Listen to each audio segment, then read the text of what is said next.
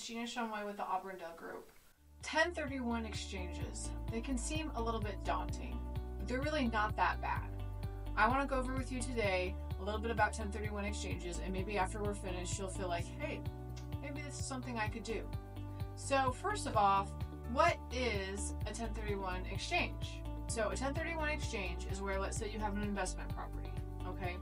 And you decide that you want to sell that investment property, maybe because you have a lot of equity in that home, it's appreciated a lot, and you want to be able to utilize that capital to purchase more properties.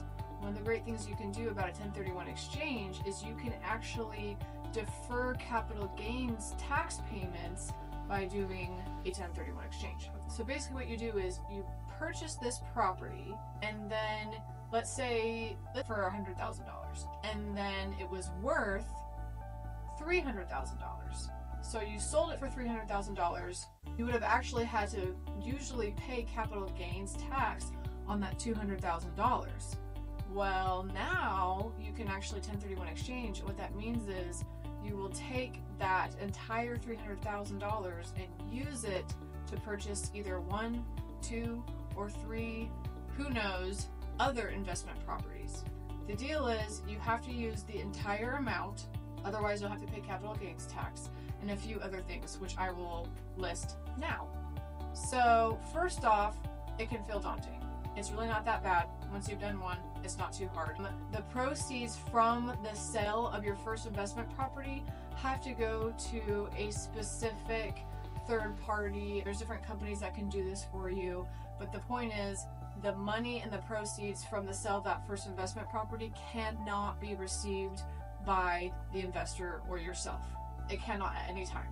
Okay, so the third party holds it. While the third party holds it, you as the investor go and have to identify other properties in order to purchase, okay? Then once you identify those properties, then the third party will fund the close of those deals. That's pretty much how it works. So you can choose to 1031 exchange at any time as long as you do not receive the money like I talked about. There is, to my knowledge, no limit on the frequency or the amount of times that you can do this.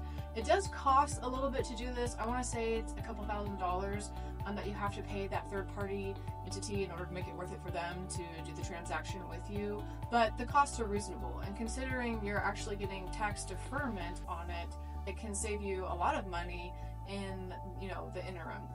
You can pay your earnest money with your personal funds and then actually have the funds refunded to you when you close on the second property. So initially, if you want to use your personal money in order to pay the earnest money, you can, and then have that reimbursed to you at the closing. People get really nervous about timelines. It's not too bad.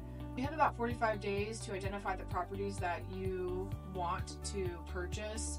So generally speaking, what we tell our clients is when your investment property that you're wanting to then use the proceeds from, when that property goes under contract, that's when the real-time clock starts, and that's when you need to start looking for a property.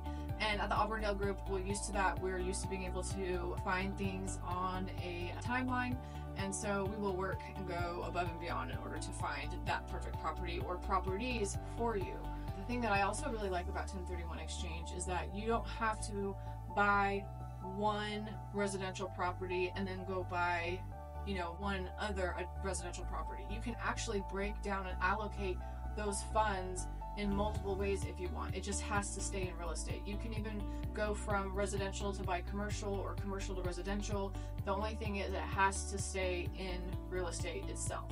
So really and truly, the options are limitless. I love the idea of 1031 exchanging because you can defer taxes, and there's other things that you can do with it. We won't get into that here, but it's a great way to also scale. You can go from having one investment property that, let's say you have a few $100,000, you can use that as down payments for multiple properties, and then you can turn one door into 3 doors, or even more as time goes on. So it's a great way to scale and be able to kind of push yourself and accelerate your growth. So anyways, I hope that makes a little bit of sense. If you have any questions, please feel free to reach out. Once again, my name is Gina Shumway. I'm the team owner and leader of the Auburndale Group, and you can like and subscribe our page if you like the content that we had today, and feel free to reach out at any time. Have a great day. Let's do this.